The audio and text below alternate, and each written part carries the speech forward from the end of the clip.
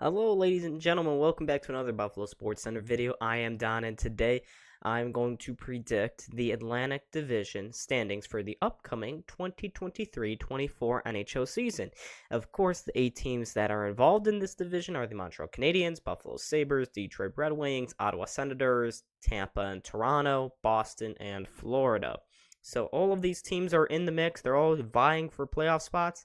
Well, I mean, everyone but Montreal, basically. Montreal is still rebuilding, and that should give you a hint as to where I think Montreal is going to be in the upcoming standings.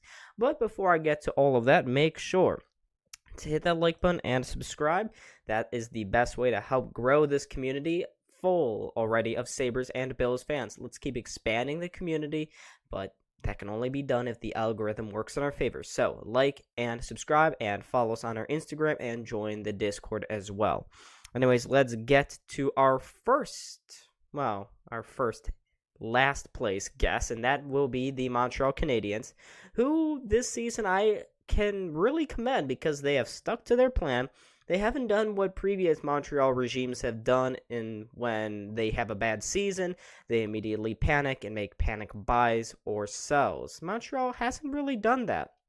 Yes, they have lost key contributors over the last couple of seasons, namely Philip Deneau, Carey Price, and more, but they have gone about this rebuild in such a way that they are really setting themselves up for long-term future success. They are really doing what I think the Buffalo Sabres have done well, and that is to remain patient. And that can only be seen through their acquisitions, namely Alex NEWHOOK, young center from the Colorado Avalanche, who just he was a center filled with a lot of other centers in that team. There was no room left for NEWHOOK in Colorado. Montreal saw an opportunity. Now, did I think they overpaid by sending a first and second to Colorado to get NEWHOOK? Yes, but I do think NEWHOOK has some solid potential, but it is a high price to get him. And then they, of course, got Jeff Petry, as they were the third party in that massive Erik Karlsson trade that happened just a little while ago. Erik Karlsson, of course, was on San Jose. He went to Pittsburgh. Montreal, they got some pieces as well to help facilitate cap stuff. And one of those big veteran players that they got was Jeff Petry, who had a very dismal season in Pittsburgh. Montreal fans should know Petry really well because he played in Montreal for a long time before going to Pittsburgh. So Petry returns to Montreal. And then, of course, the Canadiens, that they lost Denis Gurianov, Jonathan Drouin, he goes to Colorado, I believe. A lot of Habs fans seem to be happy that Drouin is gone. That experiment never really seemed to work out. They also lost Chris Tierney, depth forward, and I already mentioned Denis Gurianov. He had a very so-so season. For Sabres fans, Gurianov is like a poor man's Victor Olofsson, so that usually doesn't go too well. So I have Montreal in 8th place. Moving along now, I'm going to put the Detroit Red Wings at 7th.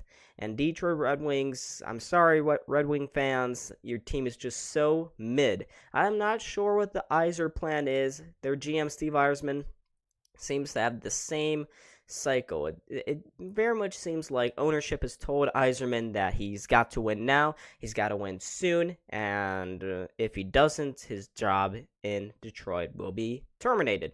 His position will be terminated. And that I can tell by all the panic moves they've done through the last 2 years of free agency.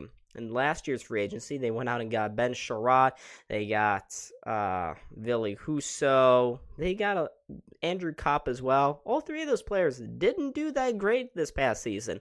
And thinking about it, there was too many changes made to that previous Detroit roster. So going into this offseason, you would think that the Red Wings would go, hey, maybe we should let this current team try to gel together and remain patient. But no. Steve Yzerman had a different idea. After another solid draft, Yzerman went into the free agency market, and here are all the guys that he acquired. James Reimer, terrible defenseman Justin Hull from the Toronto Maple Leafs, Shane Gostisbehere, Christian Fischer, also from Arizona, Daniel Sprong from Seattle, Klim Kostin, fourth line forward from Edmonton, JT COMPHER, really solid middle six winger from the Colorado Avalanche as well. Alex DeBrincat, they acquired him in a trade with Ottawa. And they got goalie Alex Lyon, who had that very good stretch at the end of last season, which helped keep the Buffalo Sabres out of the playoffs. That's everyone that they got. They also lost the goalie Alex Nedeljkovic, who was really bad. Former Sabres defenseman Robert Haig, Jordan Osterley, Philip Zadina, and Magnus Hellberg. And this was all after they had a very tough stretch to end the season. Goaltending was a major issue. Defense, once again, was a major issue.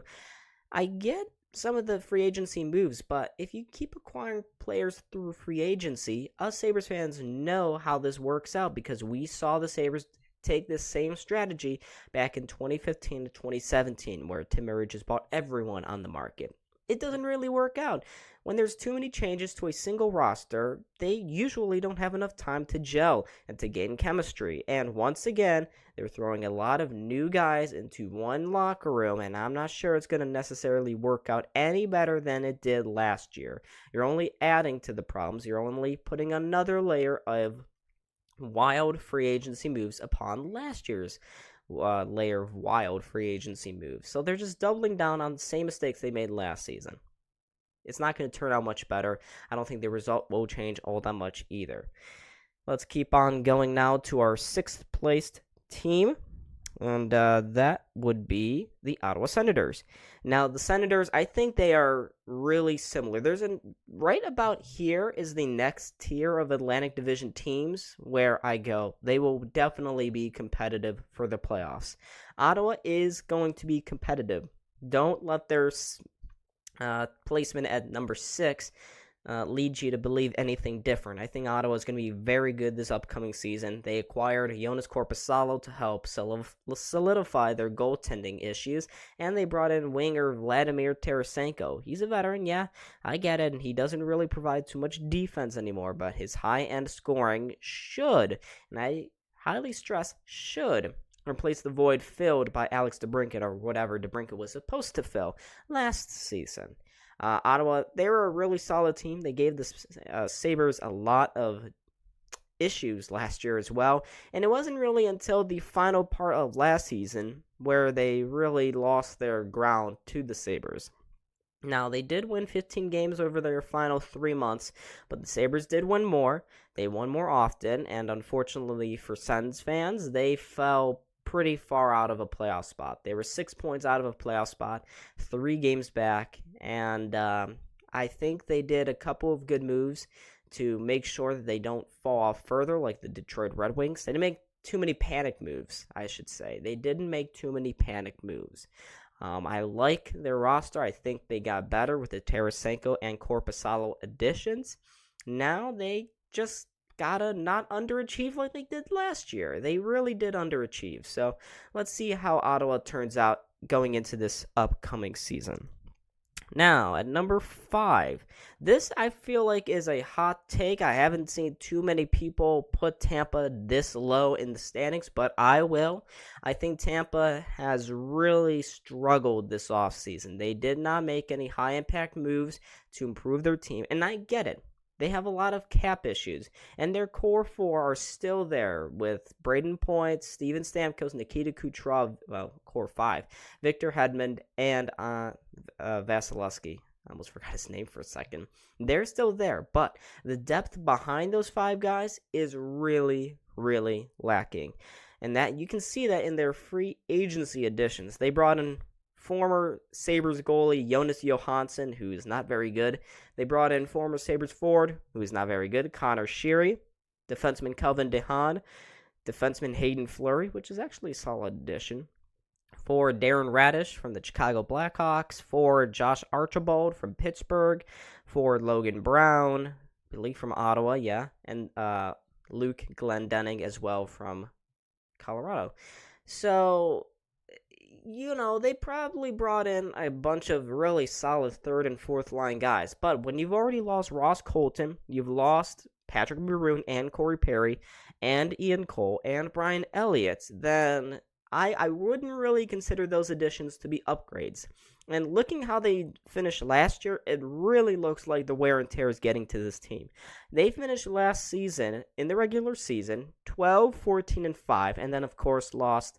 They went 2 and 4 in the playoffs, lost to Toronto in the first round. So they really struggled at the tail end of last season, and they have done nothing this offseason to prove to me that they're going to change up that trend, that their line isn't going to just start plateauing at around 98, 96, 95 points. No, I think they're going to continue going down. The rebuild is slowly going to have to start very soon. Their championship window has closed, although they did win 2 Stanley Cups, so I can't really consider it to be a failure for that franchise. But Tampa, I'm not very high on them. I think they're going to struggle this upcoming season, and they've done nothing so far in free agency plus the draft to really change my mind otherwise. Now let's go to number 4, and I believe that your Buffalo Sabres are going to make the playoffs. They're going to be 4th in the Atlantic Division, though, so they will be in the mix for a wild card spot. Buffalo, they haven't really done too much free agency wise. They have done a lot of good stuff in the draft. They have a lot of good prospects in the system, as we all know. They have ERIK, Matt Savoy, now Zach Benson, and more, Isak Rosen. But the Sabres, they had a really strong finish to last year. Now they had that slump in the middle of March, which really put a detriment on their final season record. But remember, that young team is only going to grow, and they only finished last year a singular point outside of the playoffs. That's one more game, one more win from anywhere in that 82-game stretch, and the Sabres would have made it to the playoffs. One win. Now, the Sabres, they are going to take that experience. I think they're going to build upon last season's success. Now, we have seen past seasons where the Sabres had promise, but they completely collapsed next year. Well, none of those past Drought Sabres teams ever made it to this close to the playoffs like this team did. 91 points. 91 points. We haven't hit 90 points since 2011. So, the Sabres, I'm really hopeful on them. I think they have solidified their defensive depth by bringing in Connor Clifton and veteran Erik Johnson. Those are 2 guys who should instantly make an impact on day 1. Of course, more Devin Levi at goaltending this upcoming season, and maybe probably Ukko-Pekka Luukkonen sitting behind him as the backup. So the Sabres continue to get younger. They continue to show promise. I think they'll build upon last year's successes and finally make this upcoming season a playoff season. We could finally see it happen. Let's keep on going now into the top 3 here, and you can't see the team. It's all just a big surprise. Not anymore. 3rd place, I got the Florida Panthers, going to be in the top 3, and they had a really good season. Their regular season was a lot more inconsistent, but they turned it up in the playoffs, and their playoffs showed you that anyone could make a run to the Stanley Cup Finals. It doesn't have to be heavyweights like the Maple Leafs or the Boston Bruins or the Carolina Hurricanes. No, it could be a little wildcard team that barely squeaked into the playoffs, and Florida did just that. Now, I do think that they will struggle out of the gate in this upcoming season based off how many injuries their players sustained and played with and played through during that finals run. Matt Tkachuk, of course, was just absolutely destroyed. His body turned into dust. So we'll hopefully not see him regress as a neutral fan. As a Sabres fan, I hope he does regress. But the Panthers, I don't think they will, in the end, be that much worse. In fact, I think they'll be better this upcoming season because they added a lot of good depth players to their squad. Oliver Ekman-Larsson, Mike Riley, 2 defensemen. Mike Riley, of course, being from Boston, OEL being from Vancouver, previously of Arizona. They brought in former Sabre and Panthers defenseman Dmitry Kulikov for some depth. They got familiar old foe, Evan Rodriguez, Rasmus Asplund, Lucas Carlson, Anthony Stolarz in the net, Kevin Stenlund as a 4th-line forward, and they got Nico Mikkola as defensive depth. So they have really gone after their defensive depth. They have improved it, in my opinion. Now, Oliver Ekman-Larsson could definitely, absolutely fail in Florida, but I don't think he will. I think he'll be insulated by playing lesser minutes than he did in Arizona or Vancouver. And for that, Florida will improve, and they will definitely be a top 3 team in the Atlantic Division. So let's keep going on now to our second place team. Whoa, that's a spoiler. Whoopsies. Now you've seen who my first place team is, but my second place team is the Boston Bruins. Now I get it. I can hear all of you viewers screaming through your screens onto my end saying, Boston lost everyone. Boston lost all of their big additions. How can you put them this high? My answer to that is Boston is always good, and I won't believe anything else otherwise until I see it on the ice. And for that philosophy alone, I will put Boston at 2. Despite losing Patrice Bergeron, despite losing David Krejci, Tyler Bertuzzi, Dmitry Orlov, Garnet Hathaway, they lost all of those guys. But I think their GM Sweeney did a solid job bringing in a couple of good depth players, namely Kevin Shattenkirk, Jesper Boquist, Morgan Geekie, James Van Riemsdyk, and old friend Milan Lucic. So Boston, their depth is still pretty good. It's just that they won't score a lot, but their defense is scary. Their goaltending is still scary. They are going to be a boring team next year. They're not going to score too many goals. They won't give up too many goals, and for that reason alone, I believe that Boston isn't going to suck like so many people are picking them to be. Reminder, before last year's crazy season, a lot of people were saying that Boston was not going to be as good, that Boston was on a final dance, that they were old, that they were tired like Tampa, and that they weren't going to make it too far. Well, they won 62 games. So Boston, my point is Boston usually wins. Boston always wins in hockey. The Bruins are just always good. And I can't explain why. I don't have a scientific or good commentary piece to say as why. But they just are. They have a good structure. They have a good culture, good organizational belief system over there. And because of that, they will be number 2 in the Atlantic and make the postseason once again. Let's keep on moving now to our final team here. First place, I got the Toronto Maple Leafs. And Toronto, they have done a really good job, in my opinion, navigating this difficult offseason. Now, they still have some issues to deal with, namely whenever Matt Murray gets off his long-term injured reserve, even though I don't think he's very injured. Matt Murray, he's going to be out for a couple months, apparently. That's what they say. And they also did bring in Tyler Bertuzzi, John Klingberg, Max Domi, Ryan Reeves. Now, this season feels like a true last dance for the current core 4 for Toronto. Tavares, Nylander, Matthews, Marner. It feels like at least Nylander is close to leaving if they don't win anything. So Toronto, they'll be hungry. They'll be definitely going for it. And with the power vacuum left from the current declines of Tampa and Boston, I think Toronto, will be there to come in and take up that first place mantle and win the division, because there is frankly no better team in this division on paper than the Maple Leafs. Now, I say that knowing that they did lose Ryan O'Reilly, Michael Bunting, Noah Chari, Erik Gustafsson, Justin Hall. I know, sorry, Maple Leaf fans, you lost Justin Hall, Alex Kerfoot, Luke Shen, and Victor Mete. I still believe that Toronto is the best team in this division. Now, it doesn't mean that I think that Toronto's going to go very far in the playoffs, because we usually know how that goes. Toronto tears make Buffalo beers. Okay? I don't really think that Toronto is going to go too far in the postseason, but I do think they will win the Atlantic Division because they'll be hungry, they'll be fast, and they'll be just absolutely determined to win something before they have to dismantle these high-priced, overrated forwards. Anyways, folks, you've seen who I think is going to win and be runners-up in the Atlantic Division. I'll get the actual graphic up here in a second. There it is. That's my predicted Atlantic Division standings for this upcoming 2023-24 season. What are your thoughts?